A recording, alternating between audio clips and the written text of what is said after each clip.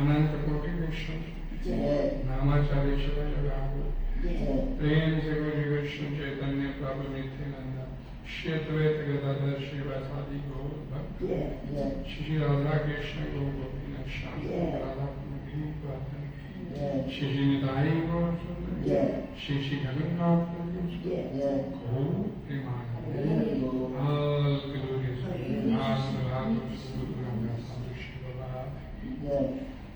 चर्चा करेंगे श्रीमद् भगवद गीता यथा अध्याय 3 श्लोक संख्या नंबर 17।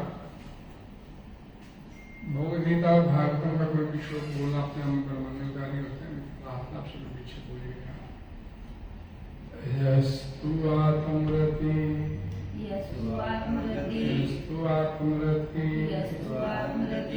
एव स्यात् आत्मतृप्ता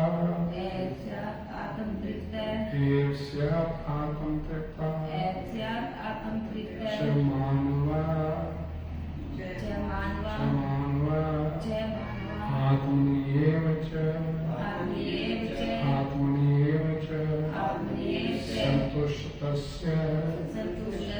संतुष्टस्य कार्यं न विद्यते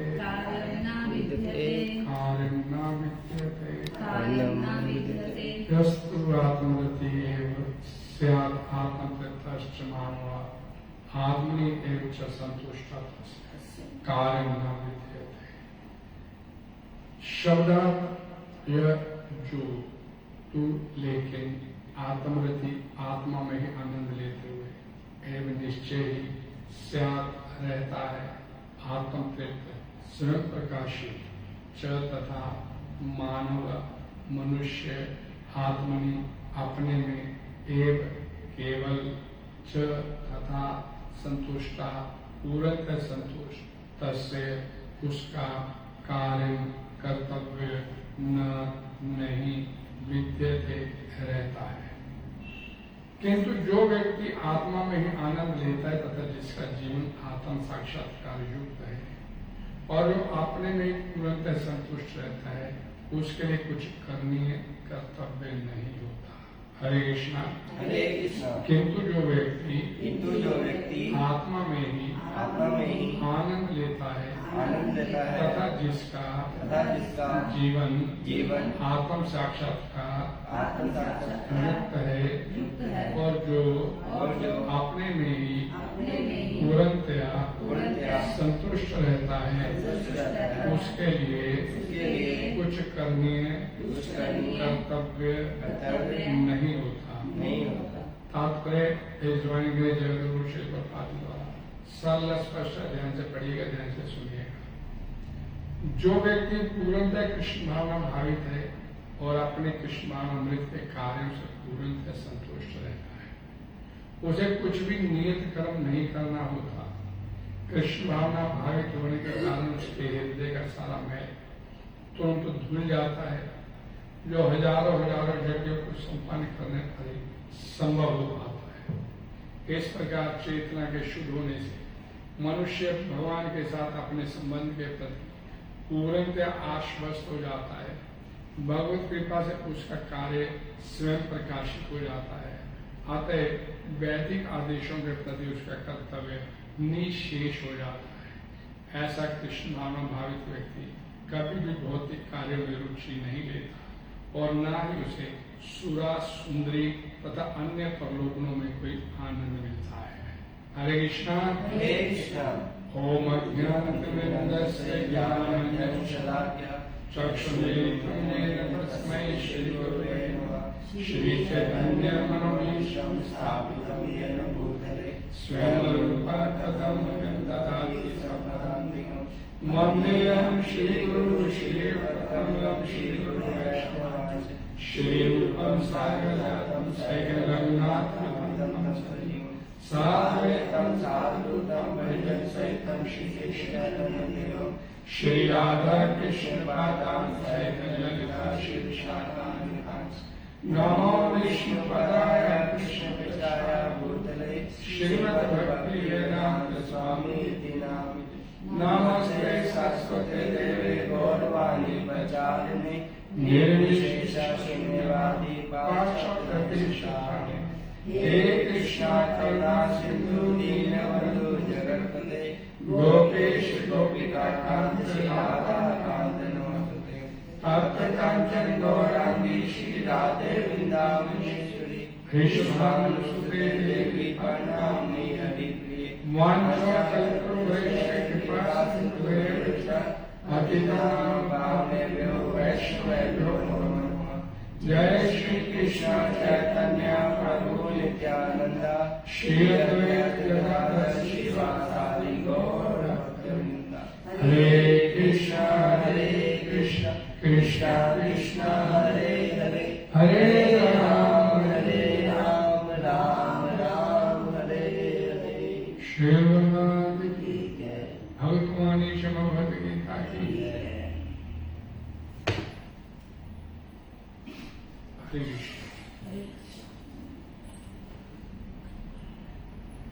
किंतु जो व्यक्ति आत्मा में ही आनंद लेता है तथा जिसका जीवन आत्म साक्षात्कार युक्त है और जो अपने में ही पूर्णतया संतुष्ट रहता है उसके लिए कुछ करनीय नहीं होता। एक बात ध्यान से समझिएगा, इसके पिछले 2 श्लोक थे जिनमें भगवान श्री कृष्ण बोलते हैं कि वेदों में कुछ निर्मित कर्मों का विधान है जो करने पड़ेंगे। और कल का था कि श्लोक जो था कि जो पालन नहीं करता निश्चित पाप पूर्ण जीवन बिताता है। इसके तात्पर्य में बड़ी सुंदर लाइन थी, प्रभुपाद जी ने लिखा हुआ कल वाले श्लोक के तात्पर्य में।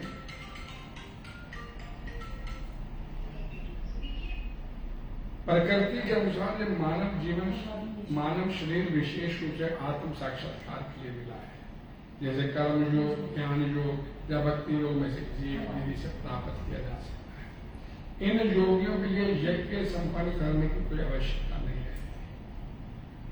इन योगियों के लिए यज्ञ संपन्न करने की कोई आवश्यकता नहीं रहती क्योंकि वे पाप पुण्य से पारे होते हैं। आप ध्यान से सुनिएगा। किंतु जो लोग इंद्रिय तृप्ति में जुटे हुए हैं उन्हें पूर्वोक्त यज्ञ चक्र के द्वारा शुद्धिकरण की आवश्यकता रहती है। इस बात को समझिए, अगर आप कृष्ण भावना भावित हैं, पूरी तरह से भगवान श्री कृष्ण को सरेंडर किया, उसके शरणागत हैं, फिर आपको ये वेदों में शास्त्रों में बताया किसी प्रकार के यज्ञ कर्म ये हमारे लिए कुछ करने की आवश्यकता नहीं है।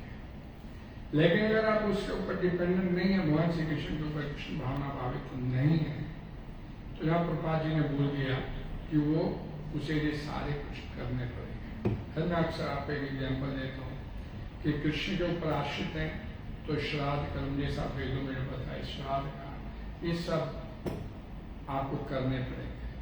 अगर आप पूरी तरह भगवान श्री कृष्ण के ऊपर डिपेंडेंट है, उसके शरणागत हैं, उसके आश्रित हैं, तो फिर आपको ये कुछ करने की आवश्यकता नहीं।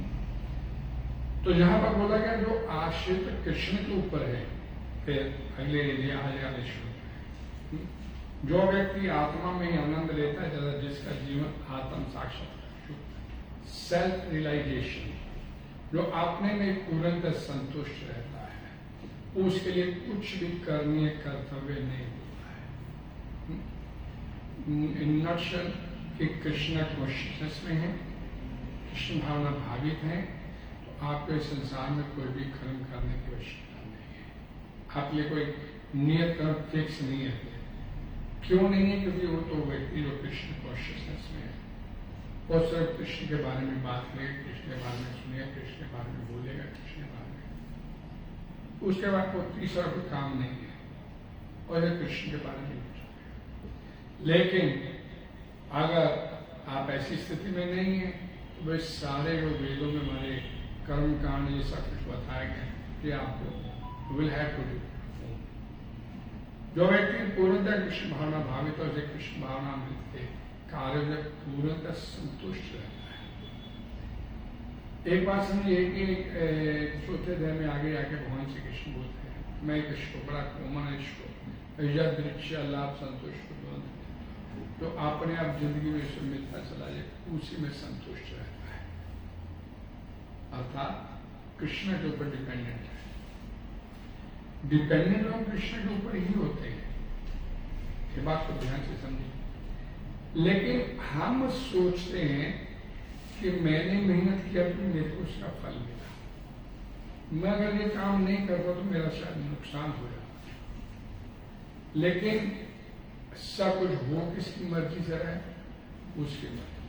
आपन सोचे प्रभु सोच नहीं रखा। इस संसार में हम सब लोग जितने भी बैठे हैं, एक बड़ा ध्यान से समझें कि हम कोई एक्टिविटी करते हैं, कोई विषय वस्तु की बात करते हैं, कोई विषय वस्तु प्राप्त करने की सोचते हैं, जहाँ उसके लिए कोई क्रिया करते हैं, कोई काम करते हैं, उसके लिए वो सारे के सारे उत्पन्न होते हैं, नष्ट हो जाते हैं। अर्थात कि इस संसार की जो भी वस्तु है उसको प्राप्त करना, अर्थात उसके लिए एक्टिव हो जाना, वो सारे के सारे जो है परिवर्तनशील है। हर काम का एक आरंभ होता है और उसका अंत भी होता है, ये समझ लीजिए। और कोई वस्तु हमने प्राप्त किया, पैदा हुई और नष्ट भी हुई। इस संसार में जितने भी ये शरीर भी इस प्रकृति से हमारे को मिलता है, जिसे हमने पुत्र मान लिया, किसी पत्नी मान लिया, किसी माता मान लिया, किसी को पिता मान लिया, इस सब शरीर जितने भी इस प्रकृति से उत्पन्न होते हैं, ये सारे के सारे एक दिन में नष्ट भी हुए हैं। कोई भी एक घटना ऐसी नहीं हो ऐसा नहीं हुआ हो किसी के साथ। और सब चीजें एक रूप एक अवस्था में नहीं रहती है, आती हैं, मिलती हैं, नष्ट हो जाती हैं। इसे ही संसार बोला गया है। कुछ लेते हैं, कुछ देते हैं, कुछ प्राप्त करते हैं, इसे ही दैट इज कार्बन, ये संसार है। लेकिन ये सारा का सारा परिवर्तनशील है। अब इस संसार में जो सुख प्राप्त करने का प्रयास करता है, ये सबसे बड़ी उसकी भूल है। अब मेरे को भूलना, हरे कृष्ण, वैसे भी स्थिति यही होनी चाहिए सामने। तो उसमें जो सुख प्राप्त करने का प्रयास करता है, सुख चाहता है, उसके जीवन की ये सबसे बड़ी भूल होती है। क्योंकि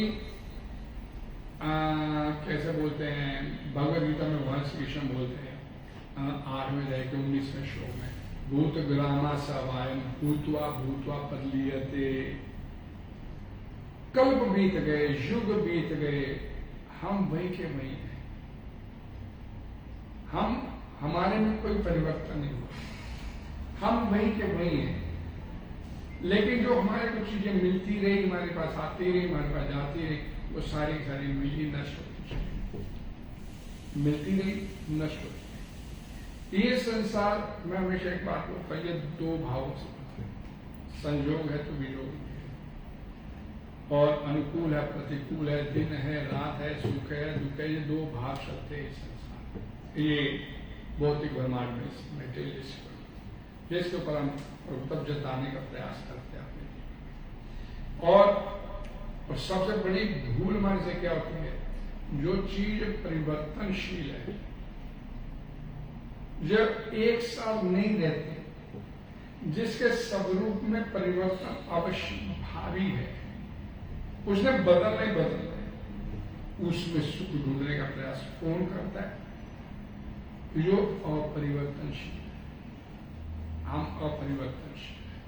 भूत ग्रामा सावायम भूतवा भूतवा प्रलीयते, भूतवा भूतवा, युगो युग बीतते चले जा रहे हैं, लेकिन हमारे में कोई परिवर्तन नहीं आया। हम वैसे के वैसे ही जैसे हम पहले थे। मैं आपकी इसकी एक पृष्ठभूमि आपको बतानी चाहता हूँ कि ये कृष्ण कॉन्शियसनेस और एक संसारिक व्यक्ति, और हमारी स्थिति क्या होती है कि हम अपरिवर्तनशील हैं, लेकिन परिवर्तनशील में। भगवद गीता में भगवान श्री कृष्ण बोलते हैं, भगवत 7वें और 13वें अध्याय, मेरी दो शक्ति हैं, एक परा और एक अपरा। परा में मुया, हम है आत्मा, और अपरा में ये प्रकृति। और भगवान बोलते हैं जो पराशक्ति है मेरी, परा प्रकृति है जो मेरी, ये श्रेष्ठ है, और अपरा प्रकृति दैट इज कॉल्ड निकृष्ट। परा प्रकृति आत्मा जो है ये श्रेष्ठ है, और अपरा प्रकृति ये निकृष्ट है। अब हमारे से गलती कहां होती है कि ये परा प्रकृति यानी हम लोग आत्मा इस निकृष्ट शक्ति में सुख ढूंढने का प्रयास करते हैं। संभव ही नहीं। मैं एक घटिया चीज को प्रेफर कर रहा हूं, सिंपल, ये सब लोग हम बैठे हैं, सभी का एक अनुभव है। आपको इस संसार में जो भी वस्तु मिली, जो रिश्ता मिला, जो विषय भोग की वस्तुएं मिली, आती रही और जाती रही, चाहे वो संबंध था चाहे रिश्ता था। अभी दादा था, चला गया, उससे पहले परदादा चला गया, माता भी जाएगी, पिता भी जाएगा, हम भी जाएंगे, संतान भी जाएंगे, लेकिन शरीर जाएंगे। आत्मा अपरिवर्तनशील। तो हमने इन शरीरों में सुख ढूंढने का प्रयास किया, इनके ऊपर अपना प्रभुत्व जताने का प्रयास किया, ये मेरे हैं। जब कोई शरीर छोड़ के जाता है, आपसे पूछ के जाता है, अच्छा मैं जा जाऊं तो मैं चलूं? किसी का तो जाने का मन नहीं, जाएगा। संयोग है तो वियोग होगा, अवश्य भावी है, और फिर उसमें हम सुख ढूंढने का प्रयास। क्या बोला गया? ये काम हो जाए, मेरा ये काम ऐसे हो जाए, सारे के सारे काम हो जाए कि तुम बढ़िया हो जाएगा, ये मेरी बेटी की शादी हो जाए तो बढ़िया हो जाएगा, मेरे बेटे की शादी हो जाए बढ़िया, मेरा पोता हो जाए, मेरा पुत्र हो जाए, मेरा ये हो जाए, मेरा वो हो जाए। कितने झंझट लेते हैं। अब इमेजिन करो, एक सिंपली इमेजिन करो, अब वापस ये जितने जो आपको झंझट मिले सब वापस प्रकृति से मिले, प्रकृति में वापस चले जाए, वो झंझट ही न रहे आपके पास। कोई पुत्र नहीं, कोई पुत्री नहीं, कोई बेटी नहीं, कोई पिता नहीं, कोई माता नहीं, सब यह प्रकृति में वापस। आप तो सुखी हो गए, आप तो सुखी हो गए। यही समस्या जी, मेरे को पता था ये आप ही बोलेंगे, क्यों हमने अपना संबंध इस संसार से मान लिया, अपनी संबंध हमारा पिता परमात्मा से, उसके साथ तो सोचते नहीं। सीधा सवाल आगे, जिएंगे कैसे? इनके सारे तो जी रहे हैं, उसका तो सवाल हमने माने। कृष्णा कॉन्शियसनेस का मतलब क्या कि एक ही मेरा सहारा बस हो, वही एक मेरा सहारा है, उसको कभी सहारा नहीं माना। एकदम सीधा सवाल, जीना किसके लिए? प्रपात जी विदेश में थे, भाई इस्कॉन ज्वाइन करना है, क्या करना पड़ेगा? नॉनवेज छोड़ना पड़ेगा, नशा छोड़ना पड़ेगा, जुआ छोड़ना पड़ेगा, और स्त्री पुरुष सेक्स छोड़ना पड़ेगा। तो फिर जीना किस लिए? वो व्यक्ति बोला, ये बड़ा ऑफिशियल लेवल का व्यक्ति था, भाई जीना किस लिए? ये 4 बात तो हमारे यहाँ पे कॉमन है फॉरेन कंट्री में, तो कोई ऐसी खाने की वस्तु नहीं जिसमें नॉनवेज नहीं, तो जीना किस लिए? और वो तो चलो मान लो वो 4-5 करते, हमारी परिस्थिति उनसे भी नहीं करे, आपने सीधा पूछे जीना किस लिए? कदम कदम पर ये संसार आपको लात मारता है, कदम कदम पर जताता है संसार आपको, ये प्रकृति आपको जताती है कि मैं तुम्हारा नहीं, ये कोई रिश्ता तुम्हारा नहीं। कदम कदम पर आपको रियलाइज कराती है कि इसके बाद में बोले जीना किसी, ये हमारी स्थिति है। और लगे इस संसार में, अरे चेहरे में हुए छोड़ने के लिए तैयार नहीं इस संसार। और एक कोरोना ने बता भी दिया था कि मरना तो कोई भी नहीं चाहता। भाई पिता मर गया कोरोना में, इस संस्कार नहीं मैं कर सकता, आपको पैसे लेके संस्कार करें, हाथ नहीं। हर व्यक्ति संसार में यही स्थिति प्राप्त है। यहां बोला गया कि वापस एक सिंपल एक व्यक्ति, भाई साहब मैं आपके पास मिलने आऊं, बोलो आपको थोड़ी तकलीफ देती है,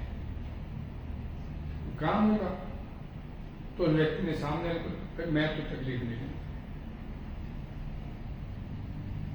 मैं तो देने आया, भाई मैंने लेनी,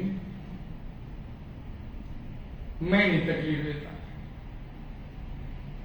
कोई काम था तो काम बता, हो जाएगा तो कर दूंगा, ये तकलीफ वाली बात है, होगा मेरे पास में वो तो कर दूंगा, नहीं तो नहीं।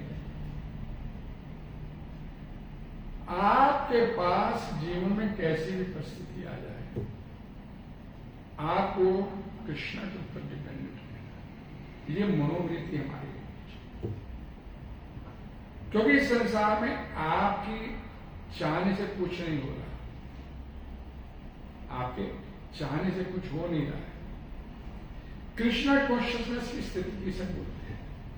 हम ये कर्म योग तीसरा चल रहा है, बोला गया अपने लिए करेगा तो पाप हो जाएगा, तो किस लिए करेंगे? यज्ञ अर्थात कर्म, उसके लिए कर, यज्ञ अर्थात कर्म, अन्यत्र लोकवयम कर्म बंधना, ये तो बचे। अपने लिए करेगा तो इस संसार में फंसेगा। ये शरीर मिला है दूसरों को सेवा करने के लिए, अपने लिए नहीं है। भगवान की सेवा में रहा, संसार की सेवा, संसार में प्रभु का भाव रखा, भगवान का भाव रखो, भगवान की सेवा में रखो। हम तो नाप तोड़ कर देखते सामने वाला व्यक्ति और उसी के अनुसार अपनी कार्रवाई करते हैं। श्रीमद् भागवतम पुराण में चौथे स्कंद में इसका बड़ा सुंदर वर्णन होता है। हरे कृष्ण। हरे कृष्ण। जो वास्तव में व्यक्ति बुद्धिमान तथा तत्व ज्ञान में रुचि रखता है, उसे चाहिए कि अपने आप को कृष्ण कॉन्शियसनेस में लाने का प्रयास करे, यानी कि वो स्थिति अपने लिए पैदा करे कि उसके जीवन में भजन हो जाए और अंत समय जब वो शरीर छोड़े तो वापस अपने घर जाने की व्यवस्था हो जाए। जो लोग, जो उच्चतम लोग ब्रह्म लोक से लेकर निम्नतम लोक तक विचरण करने से भी प्राप्त नहीं, आप ब्रह्म भुवन लोक, आप पुनर्ब्रह्म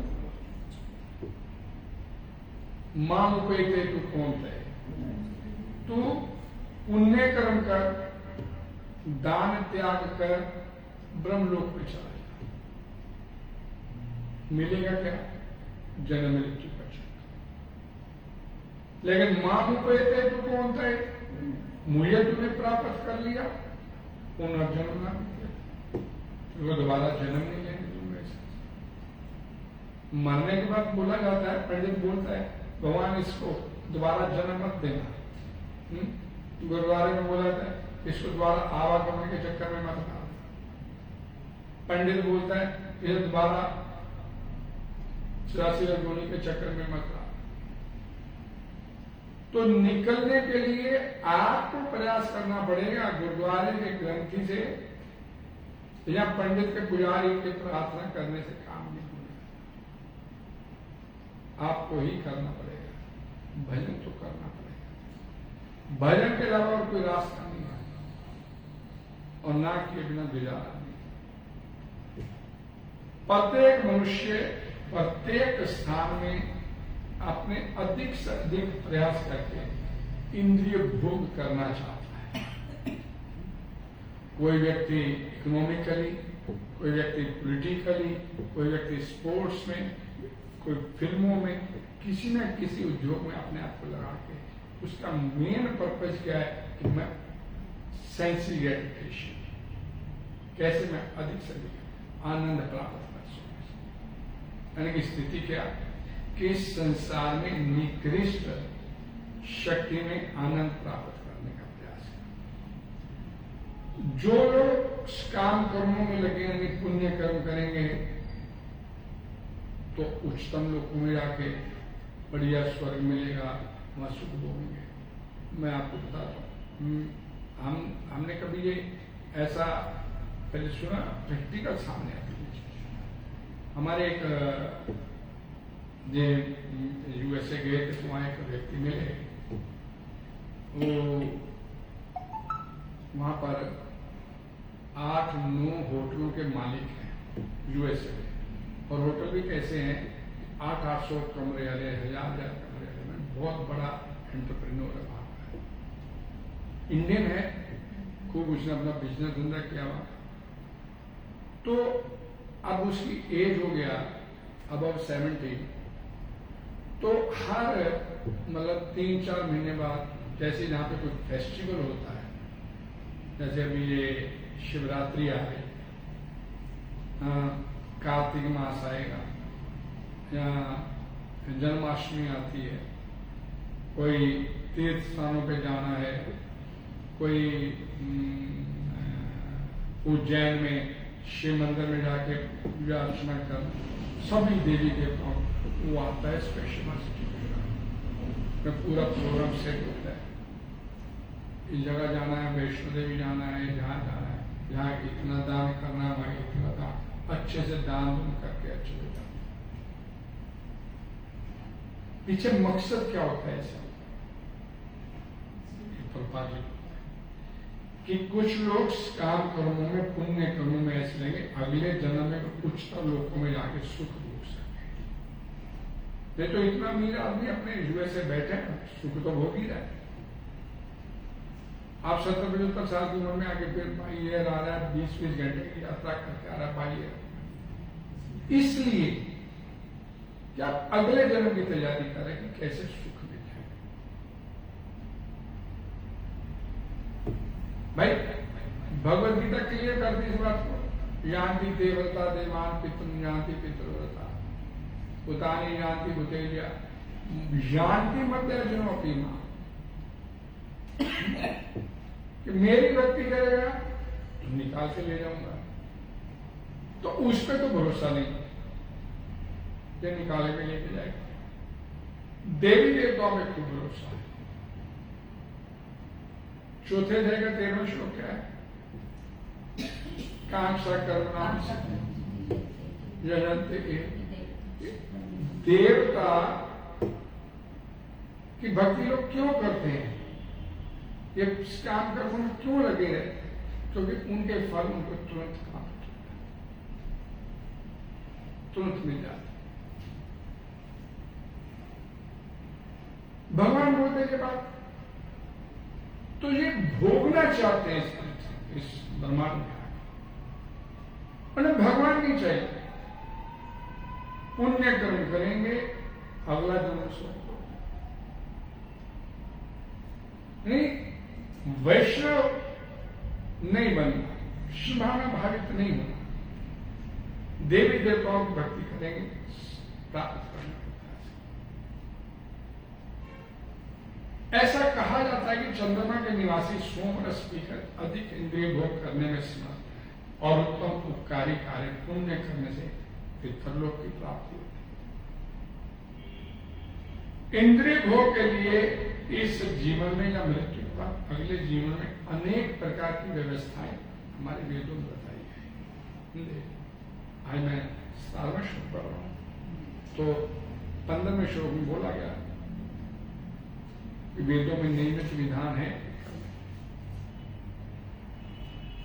कुछ लोग मशीनों की व्यवस्था के द्वारा रॉकेट सारे मंगल ग्रह पे जाएगा, चंद्रमा ग्रह, कुछ लोग मशीनों की व्यवस्था के द्वारा चंद्रमा या अन्य लोकों तक पहुंचने का प्रयास करते हैं, क्योंकि वे बिना पुण्य कार्य किए ही इन लोकों में पहुंचना चाहते हैं। अब विधि क्या है, इस लोक में पहुंचने की विधि क्या है?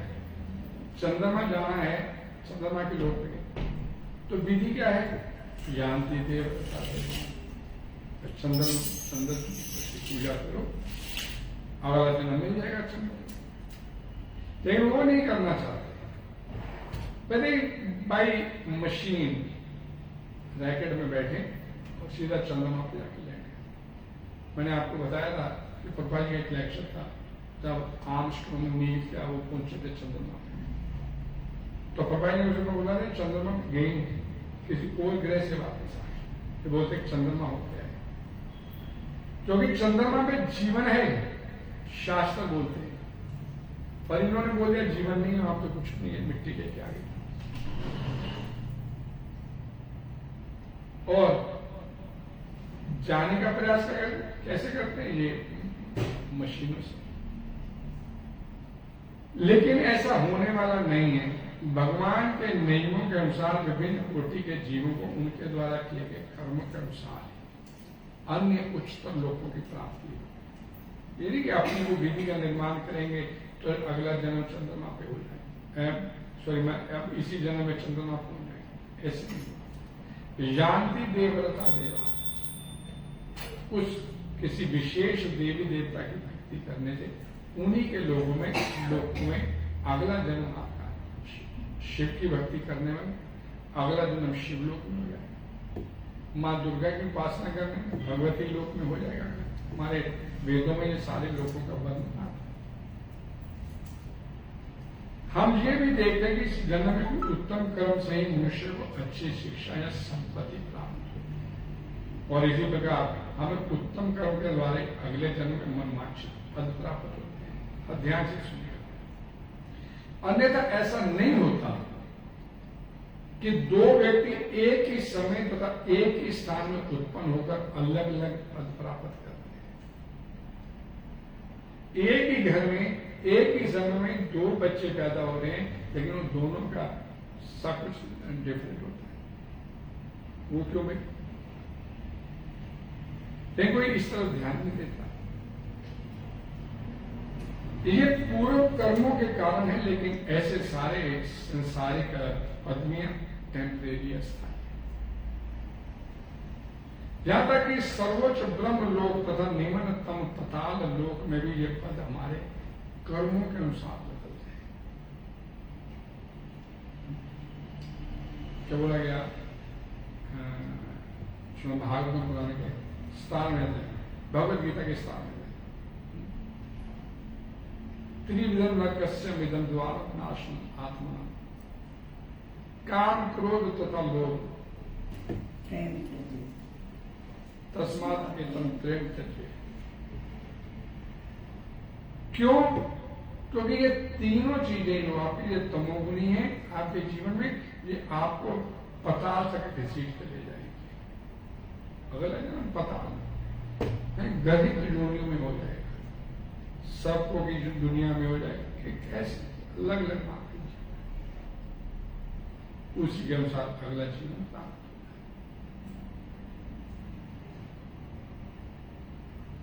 दार्शनिक प्रवृत्ति वाले व्यक्ति को चाहिए कि ऐसे परिवर्तनशील पदों के लोक में न आए। उसे हमें पढ़ते हैं भागवतम पुराण में पहले स्कंद के पहले अध्याय के दूसरे श्लोक में वेदों को भी नकार दिया, वेद भी नहीं चलेंगे भागवतम पुराण में। कैतवा धोखा करते वेद धर्म प्रयोजिता कहता धोखा करते, धर्म के रास्ते पे चलते हुए अर्थ धन कमाओ, धर्म अर्थ वेदों में 4 स्तंभ, धर्म अर्थ काम मोक्ष, धर्म के रास्ते पे चलते हुए अर्थ धन कमाओ, धन कमा लिया काम अपनी इच्छाओं की पूर्ति करो, उब जाओ तो फिर मोक्ष के लिए प्रयास। तो भागवतम पुराण बोलती है उबता कौन है बताओ? भागवतम पुराण बोलती है उबता कौन है इस संसार में? भौतिक भोग नहीं, भोगों को भोग नहीं। एक मृत अवस्था में पड़ा व्यक्ति भी बूढ़ा है, शरीर हिलडुल नहीं रहा, मल मूत्र बिस्तर पर त्याग कर रहा है, फिर भी संसार को भोगने की इच्छा रखते, मेरे को ये ठीक कर देंगे मैं ठीक हो जाऊँ, फिर भी भोगने की इच्छा, उबता ही नहीं कोई संसार में। कष्ट भोग रहे हैं हम सब लोग इस संसार में, लेकिन भगवान का भजन करने के लिए तो जा रहे, वो भोगते चले जा रहे। शरीर चल नहीं रहा, अक्षम अवस्था में आ गया, दुख ही दुख लगे हैं, रोज 8-10 गोलियां खाते हैं, उसके बाद आगे थोड़ा शरीर को लग ठीक हुआ, लेकिन फिर 3 घंटे बाद अगली फिर हुआ गोलियां खाते। उबता नहीं कोई इस संसार से।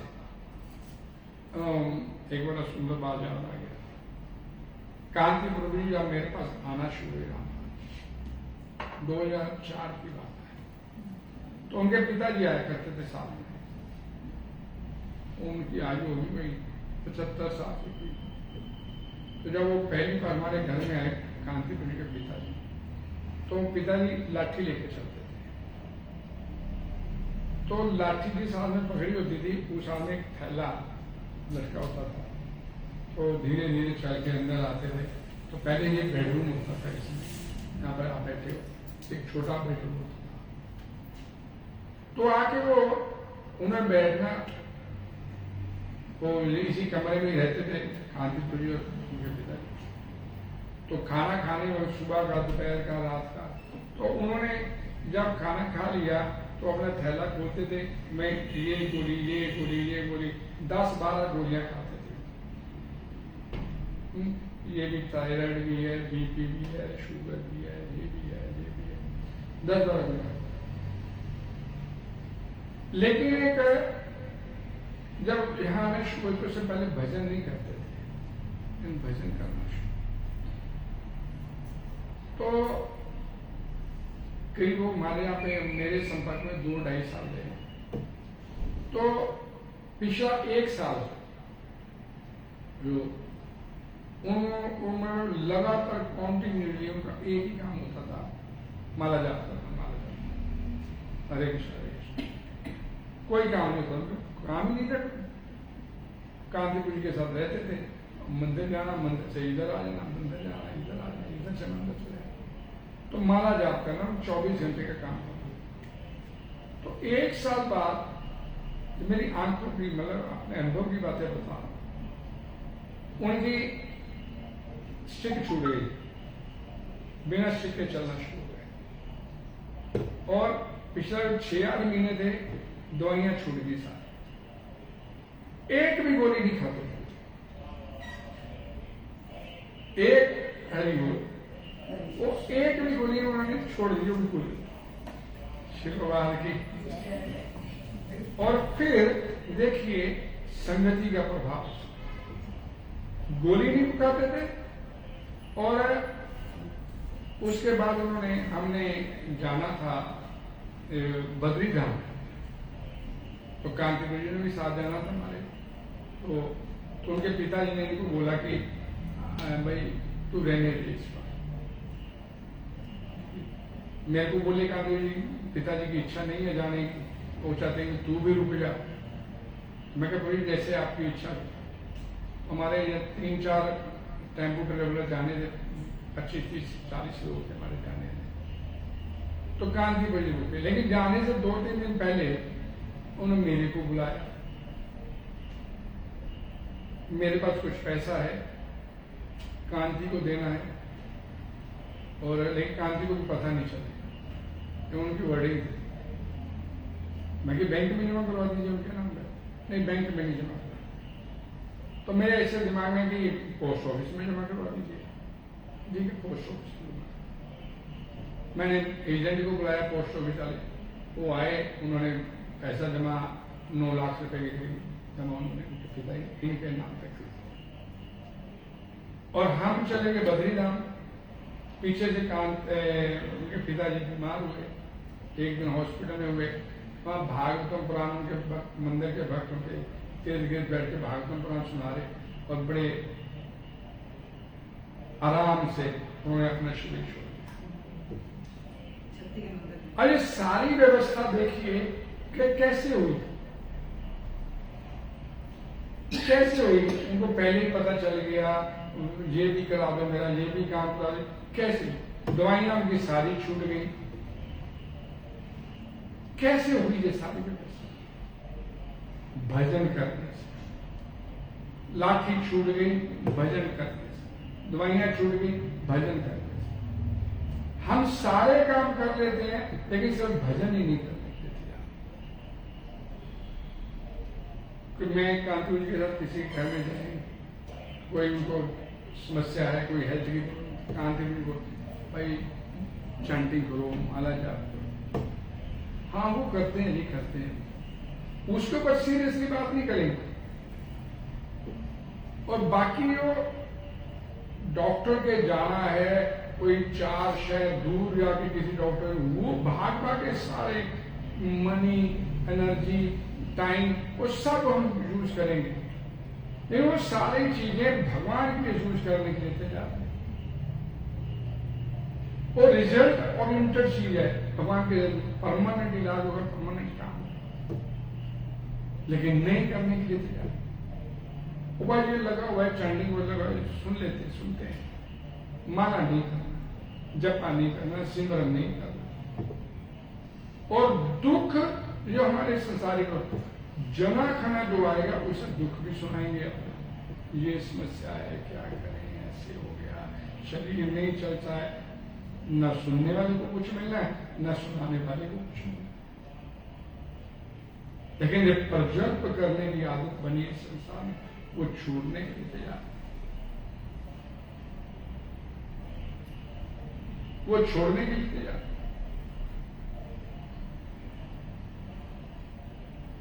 दुख तथा मिश्रित सुख इस भौतिक जीवन के जो लक्षण है, ये दोनों ही ब्रह्मलोक तथा अन्य लोकों में भी पाए जाते हैं। और उससे बड़ी बात, ये देवताओं के जीवन में भी पाए जाते हैं। इनका भी बड़ा दुखी हो जाता है, दर दर भागना पड़ता है उसे। हिरण्य कश्यप ने कब्जा कर लिया तो छुपना पड़ रहा है उसे। हम सोचते हैं स्वर्ग में बड़ा उच्चता जीवन, कुकर सुख कर के जीवन में भी ये सुख दुख प्राप्त होते हैं। कुत्ते भी आपको ऐसे मिलेंगे वो कब्रों में से। समस्त जीवों के दुखों तथा सुखों में गुण तथा परिमाण का अंतर रहता है, लेकिन ऐसा कोई नहीं जो जन्म मृत्यु रोग बुढ़ापे से मुक्त हो जाए इस पूरे ब्रह्मांड में। ऐसा कोई नहीं।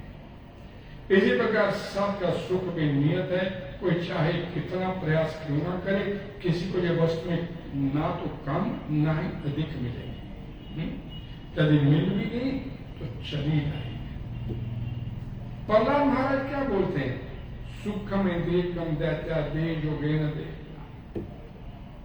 सर्वत्र लभते दैवात लता। सुखों को प्राप्त करने के लिए दुखों को खत्म करने के लिए क्यों प्रयास करें? प्रहलाद महाराज,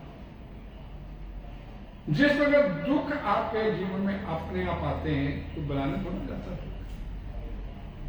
जिस प्रकार दुख अपने आप आपके जीवन में आते हैं, सुख भी आपके जीवन में अपने आप ही आएंगे। प्रभुपाद जी क्या लिखते हैं कि सबका सुख भी नियत है, कोई कितना प्रयास क्यों ना करे, किसी को वस्तु ना ज्यादा मिलेगी, जितना उसके भाग्य में लिखा मिलेगा। तो सुखों को प्राप्त करने के लिए, दुखों को खत्म करने के लिए प्रयास नहीं करें तो क्या हाथ पे हाथ रखा कैसे? तो भागवतम फिर उसका उत्तर देती है, तपो दिव्य पुत्र का जैन सत्य सूक्ष्मता। उस परम सत्य को प्राप्त करने के लिए मेहनत करो, उसको प्राप्त करने के लिए प्रयास करो। आपके ये दुख सुख वाले संसार से निकल के अपने बैक टू गॉड बाकी सब उस शाश्वत जीवन को प्राप्त कर सकते, जहां न सुख न वहां सिर्फ आनंद ही आनंद और कुछ है।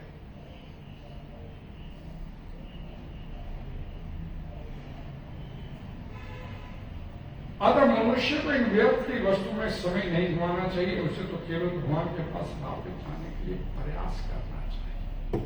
ये जीवन का लक्ष्य होना चाहिए। लेकिन हमने कभी जीवन का लक्ष्य तय ही नहीं किया अपना। अभी माता ने क्या बोल दिया, तो रिश्ते नहीं होंगे तो जीना किस लिए? रिश्ता उसी के साथ है।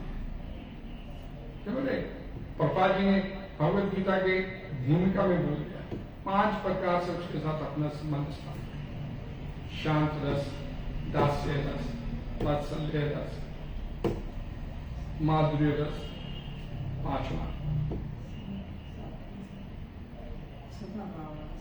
सखा भाव, दास्य सख्य। तो ये संबंध उसके साथ आपने ना कि इन संसारिक संबंधों में। कदम कदम पे हर रिश्ता आपको ये जता देता है, अनुभव करा देता है कि मैं आपका नहीं हूं। जिसे अपना मान के बैठे हैं वो आपको कदम कदम पे आपको अनुभव भी कराता है आपके जीवन में कि नहीं मैं तेरा, तू भले ही अपना मान के रख ले मेरे को, लेकिन मैं नहीं। फिर भी उन्हीं रिश्तों के साथ हम चिपके रहते हैं। भागवतम पुराण के प्रथम स्कंद में इस बात को बोल दिया गया कि जिसने भगवान और भगवान के भक्तों के साथ अपनी रुचि विकसित कर लिया वो वास्तव में कमा गया,